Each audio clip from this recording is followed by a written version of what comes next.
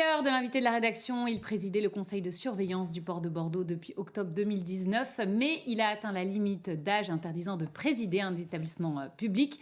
Philippe Dort vient de quitter son poste et nous faisons avec lui le bilan de ses années passées à cette fonction. Bonsoir Philippe Dort. Bonsoir. Merci d'être avec nous. Alors vous êtes maintenant président du pavillon Bordeaux Port Center. Qu'est-ce que ça veut dire? Qu'est-ce que c'est que ce nouveau poste?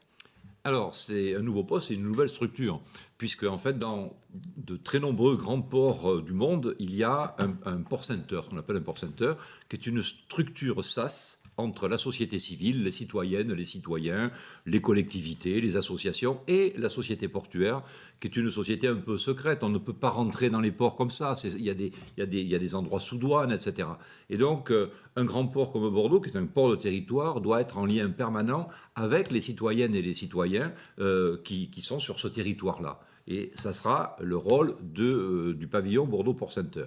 Organisation d'expositions, de visites pour les scolaires, pour les associations, l'organisation de colloques, l'organisation, pourquoi pas, d'un festival de films sur le sujet portuaire. D'accord. Mais aussi, on aura un container qui va nous être livré, qui sera aménagé comme un stand, et nous pourrons tourner, aller sur des salons, aller dans des communes, faire connaître les activités du port de Bordeaux. Donc l'idée, c'est bien d'ouvrir le port de Bordeaux et de le rendre le plus accessible possible grâce à ce nouveau poste. Absolument. Vous êtes ancien conseiller régional et conseiller départemental et vous aviez été élu donc en 2018 au moment d'une crise portuaire qu'avait connue Bordeaux. Est-ce que vous pouvez nous rappeler ce contexte d'élection ? Oui, à cette époque-là, le port vivait une crise extrêmement dure, difficile. On avait même perdu un armateur. Si on avait perdu le second, le port fermait. C'était vraiment très dur. Je crois qu'il n'y avait plus de dialogue avec l'ancienne équipe. Et on m'avait demandé, c'était le cabinet d'Elisabeth Borne à l'époque, si je voulais bien être le médiateur. Donc j'ai accepté ce poste, et avec d'ailleurs le numéro 2 actuel du port, Renaud Picard, on a mené des négociations avec les syndicats, ça s'est très bien passé. On a trouvé en 6 jours, ce qui n'a pas été trouvé en quasiment un an, eh bien, des accords équilibrés. Et c'est comme ça que le port a pu repartir de manière apaisée pour son nouveau dynamisme. Et puis pendant 5 ans, vous avez bien travaillé. 3 chantiers majeurs ont été réalisés. Est-ce que vous pouvez revenir sur ces chantiers ?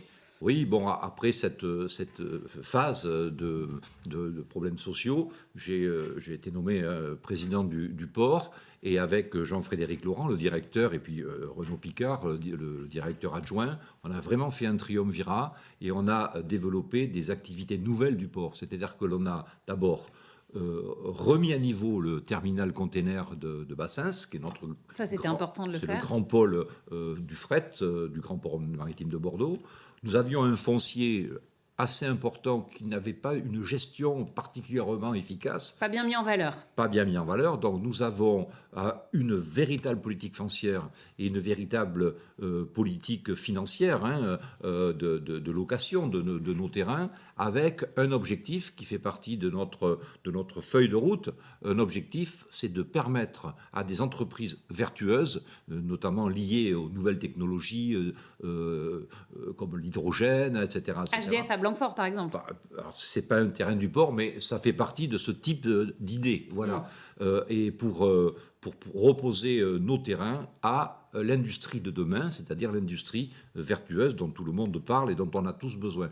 Et puis le troisième, peut-être la troisième phase qui a été pour moi une des plus importantes, ça a été de remettre en route l'activité navale, c'est-à-dire les chantiers navals, alors pas bien sûr comme au début du XXe siècle. On n'y est pas encore, mais un jour peut-être. De réhabiliter les bassins à flot, la forme 3 de bassins, et nous avons des ateliers avec des ouvriers de très haut niveau, et nous travaillons sur des bateaux, nous faisons de l'entretien, etc. S'il n'y avait pas de chantier naval à Bordeaux aujourd'hui, vous savez, les long ships, ces grands bateaux longs qui sont à l'année à Bordeaux, qui font des croisières d'une semaine sur la rivière, ne pourraient pas rester à Bordeaux, parce que s'ils avaient une avarie, etc., et s'ils étaient obligés de partir, l'armateur, il le ferait une fois, il ne reviendrait pas. Ici, il a tous les outillages qu'il faut pour entretenir et réparer son bateau si besoin. C'est tout le quartier qui a été redynamisé en fait à Alors, ce moment-là. au bassin à flot, oui, c'était... D'abord, les bassins à flot ont toujours quand même eu une activité qui était beaucoup moins importante, mais quand même une activité,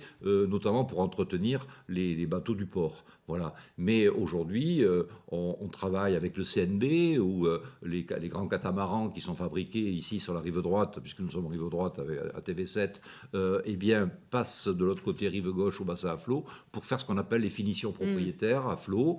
Donc, on entretient des bateaux, et on a aussi, bien sûr, alors ça c'est un gros chantier, c'est très important, parce que ça rapporte au port, on a de gros chantiers de démantèlement des grands bateaux, des bateaux qui sont... 11 bateaux de pêche destinés à la casse après le voilà, Brexit, et puis des bateaux de guerre aujourd'hui, puisque des nous navires avons... de la Marine nationale. Voilà, nous avons notamment le Suffren, des gros bateaux que nous allons bien sûr démembrer ici à Bordeaux, et nous faisons partie des 18 ports homologués en Europe. Il n'y a que 2 ports en France, Brest et Bordeaux, qui sont homologués à la déconstruction. C'est un métier particulier. Très particulier. On suivra tous ces chantiers. Vous, ça vous laisse aussi plus de temps pour une autre passion, c'est la photo. Vous avez fait récemment quand même une exposition. Est-ce que vous allez faire d'autres expositions ? Oh oui, certainement. Hein, vous avez toujours été passionné. Oui, depuis l'âge de 11 ans, je fais de la photo. Je vais pouvoir en faire un peu plus. Mais déjà, quand même, la présidence du pavillon Port Center va me prendre pas mal de temps, puisqu'on part de zéro. Hein, et donc, on va mettre tout en place. Et je dois dire quand même que ce pavillon Port Center, il a été créé par la métropole de Bordeaux, par le Grand Port Maritime de Bordeaux et par l'Union Maritime et Portuaire de Bordeaux. Vous voyez, c'est important. C'est vraiment toute la chaîne qui s'est serré la main là, pour vraiment faire ce travail qui sera, je pense, vraiment le poumon du port pour respirer vers l'extérieur, vers les citoyennes et les citoyens. On sent l'amoureux des lieux. C'est le quartier où votre père a grandi, tout ça à Bacalan, donc c'est important. C'est vos origines, c'est votre héritage. Ma famille est installée depuis 1887, donc voilà. Ça joue. Merci beaucoup Philippe Dort d'avoir été avec nous pour l'inviter, et donc président du pavillon Bordeaux Port Center. On suivra la suite avec vous. Merci à tous de nous avoir suivis. L'information continue sur TV7.